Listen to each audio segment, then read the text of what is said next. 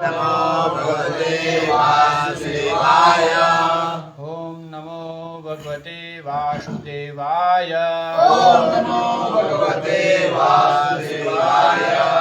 ओम नमो भगवते वासुदेवाय। ओम नमो भगवते वासुदेवाय। श्रीमद् भागवतम प्रथम स्कंद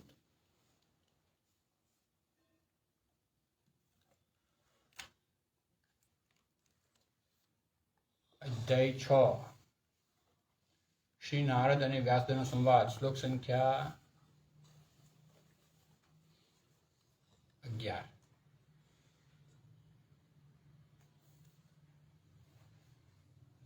સિફ્તાન જનપાદન તત્ર પુરગ્રામ વ્રજ આકારણ ખેટ ખરવટ વાટી ચ વનાની ઉપવાની ચ। अनुवाद मारा प्रस्थान पछी हूँ रस्ता में अनेक समुद्रो महानगरों शहरों गामड़ा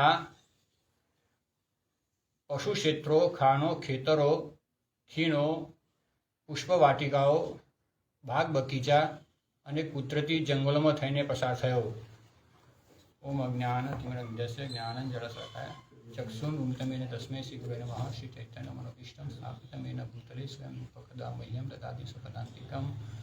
नमो विष्णुपादाय कृष्णपृष्ठाय भूतले श्रीमते भक्तिविकासस्वामिनिति नाम्ने। नमो विष्णुपादाय कृष्णपृष्ठाय भूतले श्रीमते भक्तिवेदान्तस्वामिनिति नाम्ने।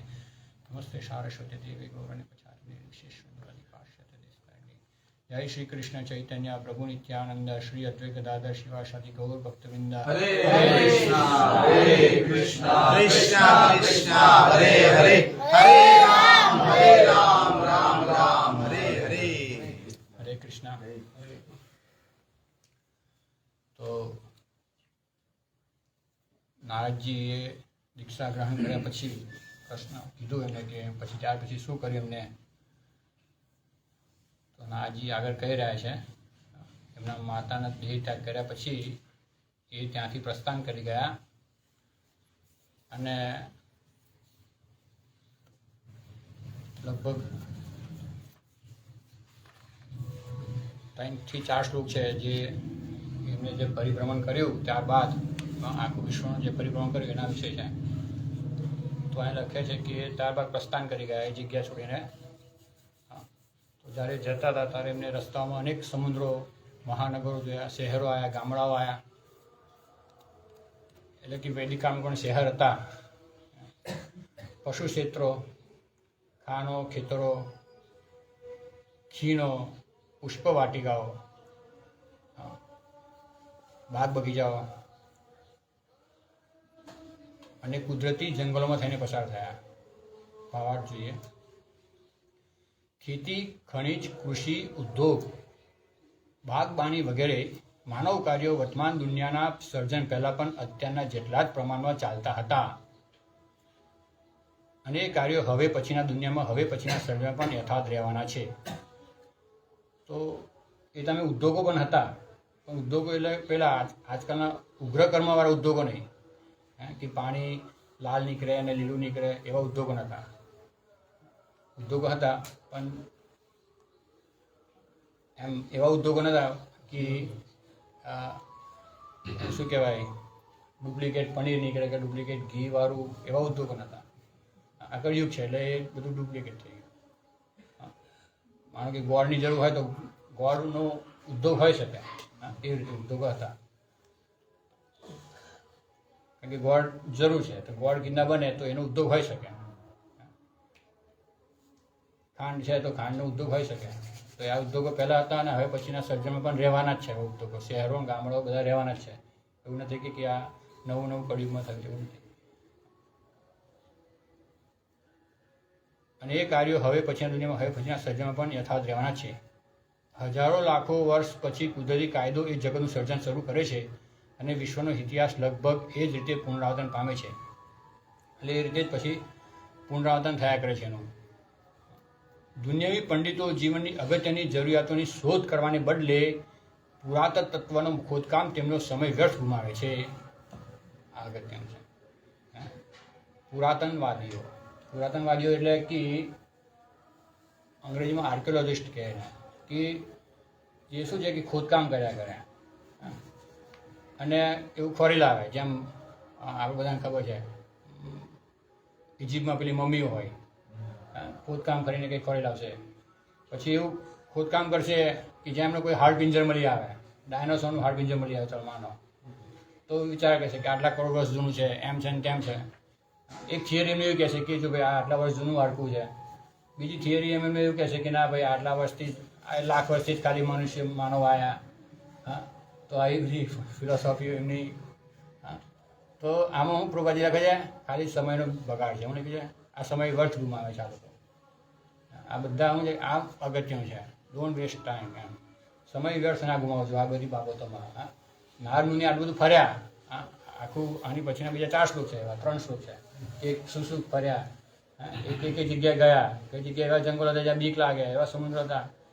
તો આ બધું ફર્યા પણ એમને એમાં જરાક પણ નહીં શું છે એ પ્રત્યે આકર્ષણ ના થયું. એક જ ચીજનું આકર્ષણ થયું. એમને વાસ્તવિક ગુરુ પાસેથી કૃપા પ્રાપ્ત થઈ હતી. પ્રભુપાદજી લખે છે કે guru is the mercy incarnation of God. એટલે કે ગુરુ જે છે કૃપા અવતાર છે, ભગવાનના કૃપા અવતાર છે. ભગવાન પાસેથી કૃપા લાવે છે અને ભક્તને જે એમને શરણાગત થવા ઈચ્છે છે ભગવાનને એને કૃપા પ્રદાન કરે છે. તો એ હૃદયમાં લઈને એ જતા હતા. આટલું બધું જોયું. આપણે સ્વિટ્ઝરલેન્ડ ગયા હોય તો આપણે આજુબાજુ ઓહો કેટલું સૌંદર્ય છે, કેટલું કુદરતી સૌંદર્ય છે, પણ એ કુદરતી સૌંદર્ય પાછળ કોણ છે એ વિચાર નહીં થયો. તો નારદ મુનિને ખ્યાલ હતો કે આ બધું જે કંઈ કુદરતી સૌંદર્ય છે એની પાસે જે છે એ વસ્તુ પર એમનું ધ્યાન હતું. અન્ય વસ્તુઓ પર એને એ વિષય પર આકર્ષિત ના કરી શકે. અને આર્થિક રીતે પણ નહીં. આર્થિક વસ્તુ પર એમનો કોઈ વિચાર ના થયો આ 5 વર્ષની આયુમાં પણ. તો સમય વ્યર્થ ના ગવાવો જોઈએ આ બધી બાબતોમાં. ભૌતિક તત્વજ્ઞાન પણ છે અને આધ્યાત્મિક તત્વજ્ઞાન પણ છે. ભૌતિક તત્વજ્ઞાન બધાને ખબર હશે. આ ભાર્ગવને પૂછ્યું તો भार्गव आप स्कूल क्यों जा रहे हो? पढ़ने के लिए। और फिर लेकिन क्यों पढ़ेंगे? पढ़ के बड़े होंगे तो फिर नौकरी मिलेगी। नौकरी मिलेगी, है ना? तो આ ભૌતિક તત્વજ્ઞાન છે. શું કે જીવન વ્યાપન કેટલા કરીશ મારું, આ સ્થિતિ છે, હે ને? તો વૈદિક કાળમાં આ એ નથી કે હું મારું જીવન વ્યાપન કેટલા કરીશ. એ એમની માટે કોઈ સમયની બરબાદી કોઈ કરતો નથી. હે, એના પિતાજી જે કરે એ એને વ્યવસાય એને કરવાનો છે. આ એક અત્યારે શું છે કે મારે સ્કૂલ જવું પડશે, સ્કૂલ નહીં જતું ખાઈશ શું, ભણીશ નહીં તો કમાઈશ શું. તો આ મેન્ટાલિટી છે. તો આ તો તત્વજ્ઞાન ખોટું છે, હે ને? આવો કંઈ વિચાર નહોતો પહેલાં. અત્યારે તો બાળક જમે ત્યાં છે ને ટેન્શન કે કાલે હું શું ખાઈશ, હે ને? હું કેમ સ્કૂલ જાઉં છું, હું શું ખાઈશ કાલે, મારું જીવન વ્યાપન કેટલા કરીશ, હે? તો આ પ્રશ્ન નથી. વાસ્તવિક શું છે કે આધ્યાત્મિક તત્વજ્ઞાન પહેલું, જેમ સનાતન ગોસ્વામી ચૈતન્ય મહાપ્રભુ પૂછે છે કે આમી જરા તબિયત રહે, હે, કે હું કોણ છું, મારો હું કમ મને આ ત્રિવિધ સંતાપ તાપ છે મને સતાવે છે. તો આ આધ્યાત્મિક તત્વજ્ઞાન છે. આની માટે સમય કાઢવો જોઈએ, હે ને? દરેક જીવે સમય શું છે કે આપણો વ્યસ્ત જાય છે. પ્રભુપાદજી હંમેશા કહેતા હતા કે દરેક વ્યક્તિએ સમયનો સદુપયોગ કરવો જોઈએ. જો એને ભણેલો ના હોય, ગણેલો ના હોય એ ચાલશે, પણ માળા કરતો હોવો જોઈએ. માળા કરતા ના ચાલો એને એમાં કંટાળો આવતો હોય તો મંદિરમાં ગમે તે વસ્તુ એ સાફ કરી શકે છે, એ તો આવડે, હે, ગમે તેના ગમે તે વસ્તુ કંઈ ને કંઈ, પણ સમય બગાડ ના કરવો જોઈએ. Don't waste your time. Waste એક જ સમય દર વખત કે નામ જપ કરો અથવા કોઈને કંઈક સેવા લઈ જાઓ. હા, કંઈ ને કંઈક સેવા લઈ લો. તમને નામ જપ કરવાનું કંટાળો થાય તો કંઈ ને કંઈક સેવા લઈ જાઓ. હા, તો આ ચેતના હોય છે. કાલે મેં જોયું હતું, કાલે મેં વિશાલ પ્રભુએ કાલે નીચે જે ડોગી પોટી કરી ગયા હતા તો એ સાફ કર્યા. હા, તો કંઈ ને કંઈ હું છે કે મંદિરના કોઈ બી એવું નથી કે ડીટી વર્શિપ અથવા તો અહીં વર્શિપ કરીશું એ જ અગત્યનું છે. દરેક સેવા એક સરખી છે. ભગવાનની દરેક સેવા કરે છે એક સરખી સમાન છે.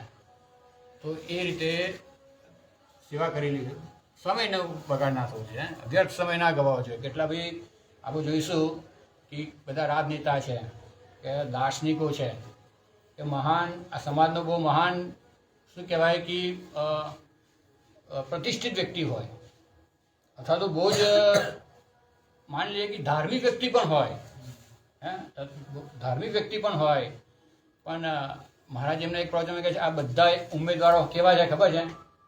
આ બધા જન્મ મૃત્યુ જરા વ્યક્તિના ઉમેદવારો છે. આ બધા ઉમેદવારો કેવા છે? જન્મ મૃત્યુ જરા વ્યક્તિના ઉમેદવારો છે. કારણ કે જે છે કે ભગવાનના શરણાગત થવું અથવા ભગવાનના ઇન્દ્રિયોને સંતુષ્ટ કરવાનું જે કાર્ય છે એમાં કોઈને રસ નથી. તો આ બધા ઉમેદવારો કેવા છે કે જન્મ મૃત્યુ જરા વ્યક્તિના ઉમેદવારો. નારદ મુનિ એ જોઈ શકતા હતા કે ના, વાસ્તવિક શું છે કલ્યાણ, મને વાસ્તવિક કલ્યાણ શું કરશે? તો સમય એમને સદુપયોગ કરવો જોઈએ. એવું એમને બગાડ્યો નહીં બિલકુલ. હે, બાકી કોઈને આનંદ આવે જોવામાં, ઓહો કેવો સમુદ્ર છે, અહીં ડૂબકી મારી લઉં, બીજું સમુદ્ર ફરી આવું એમ. પણ એમાં કશો સમય એમને બગાડ્યો નહીં. એ આગળ ચાલે. બાકી આ રીતના આખું પરિભ્રમણ કર્યું. હા, તો એક વખત સમય જતો રહે પછી પાછો આવતો નથી. હા, જ્યારે એક વખત પ્રવચન મહારાજ કહેતા હતા, શ્રીપાદ ભક્તિકા સ્વામી મહારાજ, કે આજે આપણે ભલે પુસ્તકો ના વાંચતો હોઈએ કે આપણે સમય નહીં એમ કહીને, એક સમય જ્યારે તમે પુસ્તક વાંચવાનું ચાલુ કરશો ને તો તમને ખ્યાલ આવશે, ઓહો આટલું બધું અગત્યનું પુસ્તક હતું, મેં આટલો બધો સમય બગાડી દીધો, મેં કશું વાંચ્યું નહીં, ઓહો આટલું બધું અગત્યનું મેં જાણ્યું જ નહીં, આવતો હું ખરેખર મૃત્યુ નજીક આવી ગયો અને મેં આ બધું પતાવ્યું નહીં ને. તો આ સ્થિતિ થશે. એટલે કે રીડિંગ, હે ને, એક દાખલો આપું કે એટલે સ્વયં મહારાજ લખે છે કે હું ક્યારે વાંચતો હતો, ધારો કે હું બધા બુક ડિસ્ટ્રીબ્યુશન જાય અને પછી વેળાએ પ્રસાદ લેવાનો ટાઈમ થાય તો કે હું પ્રસાદ નહોતો લેતો, હું એ ટાઈમે પુસ્તક વાંચતો. આ સ્થિતિ હતી. એ ટાઈમે ગમે ત્યારે એની ટાઈમ પુસ્તક વાંચી જાય છે. પુસ્તક, હા, મને આ એક પુસ્તક લીધું હતું કોની પાસેથી, મહારાજે કાનુપ્રિયા ગુરુ પાસેથી, કે આ વાંચવા માટે. તો મહારાજે લગભગ અઠવાડિયું કહેવામાં પાછું આપેલું કે રીડ ડન ફિનિશ. હા, તો આટલું સારું પુસ્તક આ ટાઈમ ફિનિશ પાછું. તો એટલે એ સમય શું બગાડવો જોઈએ? સમયનો સદુપયોગ કરવો જોઈએ. ઇવન આ મહાન જે આપણા ચાણક્ય પંડિત છે એનું વારંવાર ઉદાહરણ છે, હા, કે લાખો કરોડ રૂપિયા ખર્ચીશું તો પણ એક ક્ષણ પાછી આવવાની નથી. એક ક્ષણે કોઈ વીતી જાય પછી પાછી આવતી નથી. તો સમયનો સદુપયોગ થવો જોઈએ. અને આવી બધી ફાલતુ ચીજોમાં, હા, ધ્યાન રાખવું જોઈએ કે દરેક વ્યક્તિ જે છે સમાજમાં, હા, સમાજમાં કેવા વ્યક્તિ છે કે આધ્યાત્મિક લક્ષ્ય વગર ચાલી રહ્યા છે બધા જ. હા, અને ભગવદ્ ગીતામાં શું કીધું છે? વ્યક્તિને નરાધમ, નરોમાં અધમ, જેના જીવનમાં આધ્યાત્મિક લક્ષ્ય નથી, હા, એ બધા કહેવાય છે નરાધમ, જે નરોમાં અધમ હોય. તો આપણે બધાનું શું છે કે આધ્યાત્મિક લક્ષ્ય છે કે ભગવાનની સેવા અથવા ભગવાનનો પ્રેમ પ્રાપ્ત કરવો. તો એના પર એ ધ્યાનમાં રાખીને સમયનો સદુપયોગ કરવો જોઈએ. તો અગત્યની જરૂરત શોધ કરવાને બદલે તો હવે પુરાતનવાદીઓ શું છે કે ખોદકામ કર્યા કરશે, અને કંઈ ને કંઈક સોનું મળી જાય, કંઈક ખનિજ મળી જાય, ઉપલબ્ધ છે, પણ શું છે કે એમાં તેલ કાઢશે ખોદીને, અથવા તો ખોટ અહીં લખે પ્રભુજી કે સમય વ્યર્થ ગુમાવે છે. બધું ઉપલબ્ધ છે પણ આ ખોટો સમય વ્યર્થ ગુમાવે છે. આધ્યાત્મિક જીવનની પ્રેરણા મળ્યા પછી એક બાળક હોવા છતાં અને શહેરો તથા ગામડા, ખાનો તથા ઉદ્યોગ ક્ષેત્રોમાં પ્રસાર થવા છતાં શ્રી નારદ મુનિએ આર્થિક વિકાસના એક ક્ષણનો સમય ગુમાવ્યો નહીં. ચનાઈ લખ્યું છે, એક ક્ષણ પણ સમય ગુમાવ્યો નહીં એમને.